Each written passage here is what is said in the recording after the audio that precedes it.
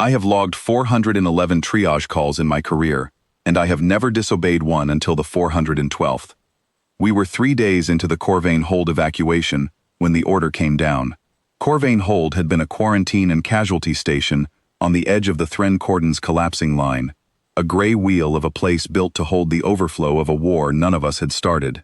The Cordon's own medical corps had triaged what they could, loaded what they could carry, and sealed the rest behind blast doors with color-coded tags on the handles. Green meant evacuate, yellow meant if there's time, black meant the door doesn't open again. Ward 9 had a black tag on it. Corvain Hold by then was mostly empty corridors and standing water from ruptured coolant lines, the overhead lighting cycling amber to dark on backup power, the hum of the station's dying reactor coming up through the deck, plating like something breathing under the floor. My boots left prints in the condensation.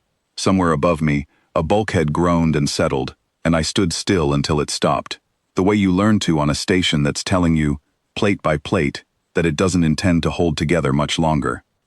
I found the ward only because I went looking for a coolant valve that wasn't on any manifest, and my flashlight caught the tag swinging on its cable, and behind the reinforced glass a single figure was still breathing. He was Skarn.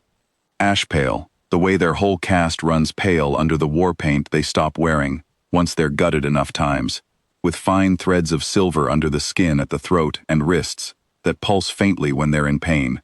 He was in a great deal of pain. His right side had been opened by something that had gone through armor plating like paper, and the field dressing on it had been applied by someone in a hurry who never came back to check it. His eyes were open. He watched me through the glass the way a man watches weather he can't do anything about. I called it in.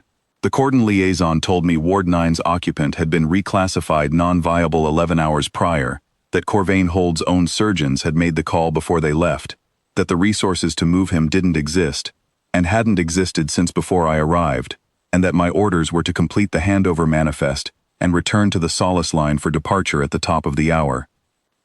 I want to be precise about what non-viable meant in that context, because it wasn't a medical judgment, it was an arithmetic one. Corvain Hold had 11 surgical berths and 43 patients who might live if moved in the next 6 hours. A man requiring reconstructive work on a torso wound with no matching donor tissue in the station's stores, sitting last in a queue that was already too long, that man became a rounding error, not because anyone hated him, because the equation didn't have room. I have worked crisis triage for 19 years, on 3 continents before I ever left Earth, and I understand the math. I have made that call myself, more than once, and lived with it. What I could not do, standing at that glass with my light on his face, was make it again. I told my ship I needed 40 minutes. He couldn't speak past a whisper, and half of what he said in Skarn dialect trade tongue I filled in by guesswork, but the shape of it was plain enough. Go. You have people who will live if you leave now. I am not one of them. There is no shame in the math. Go. I told him I'd heard the math, and that I didn't answer to it. He didn't understand that. I don't think anyone in the Thren Cordon fully understood it. Not that day, and not for a long while after. Their war had taught them that resources go where they save the most lives, cleanly, without sentiment, and that anyone who says otherwise is lying to make themselves feel decent. I had grown up under a different accounting. On Earth we bury the arithmetic sometimes, and go get the one anyway, and we don't call it a mistake afterward even when it costs us. It isn't logic, it's just what we do, the way some things are simply what a people do, generation over generation, until nobody remembers deciding it. The reconstruction took most of the 40 minutes, and every unit of synthetic tissue scaffold I had in my kit, plus 2 units I wasn't supposed to have opened without command authorization, plus a field graft technique I'd only ever used twice before, both times on soldiers who screamed the whole way through it. He didn't scream, Skarn don't, or this one didn't. He watched the ceiling and breathed in the 4-count rhythm his people use for pain, and once, when the graft seated wrong, and I had to open it back up and start the seal again, his hand found my wrist and gripped it, not to stop me. Just to hold on to something while it happened. Corvain Hold's cordon began its final collapse 9 minutes before I finished. Reactor containment in the station's spine had been failing since the surgeons left, and the automated systems started sealing sections to buy time nobody had asked them to buy. I heard the warning klaxon change tone, the particular rising note that means the countdown has actually started, and I kept working, because a half-finished graft is worse than no graft at all, and because I had already made my decision back at the glass door. We moved him on a gurney through a corridor that was venting atmosphere from a seam in the far wall, my two crew half carrying, half dragging both the gurney and myself, and we reached the Solace Line's boarding ramp with maybe 90 seconds before Corvain Hold's containment cordon gave out entirely, and the station's core sealed itself for good, permanently, with everyone and everything still inside it that hadn't made it to a ship. 41 people did not make it to a ship that day. I know that number because I read the report. I have read it more times than I should. He lived. That part I can say plainly, without hedging. 3 weeks in the recovery bay, the graft holding, the silver threading under his skin, slowly returning to its resting color, instead of the sickly white it goes when a scarn is close to finished. He learned enough trade tongue from my staff, and I learned enough of his dialect, that by the second week, we could talk without the translator lagging behind every sentence. He asked me once, near the end, why I'd done it. Not accusingly. He seemed to genuinely want the arithmetic behind it, the way you'd want the mechanism behind a piece of engineering you didn't understand. I told him there wasn't one.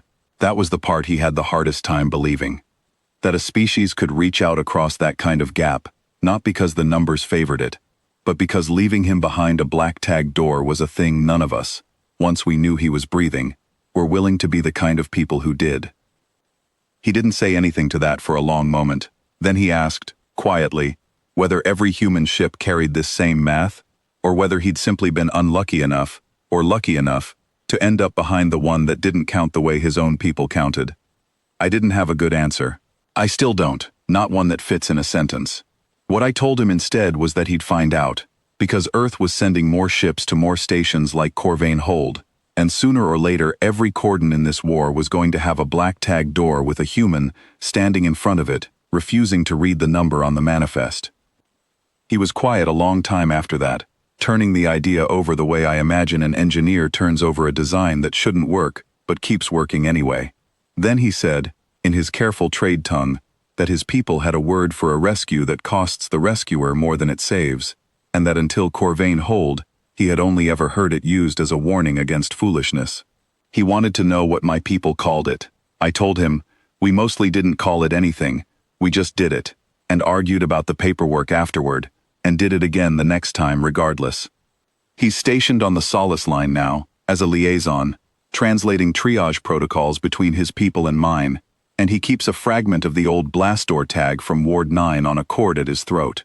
The black paint mostly worn off it by now from the number of times his hand has gone to it without thinking. Corvain Hold itself is a debris field. 41 names are read every year on the anniversary, mine among the voices reading them, because I was there, and because someone has to be.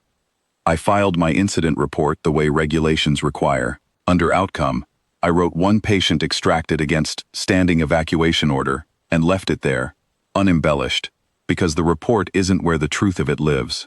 The truth of it lives in a hand gripping a wrist in a failing station, in a graft that held, in a language I didn't speak yet learning to say a word that translates, more or less, to home.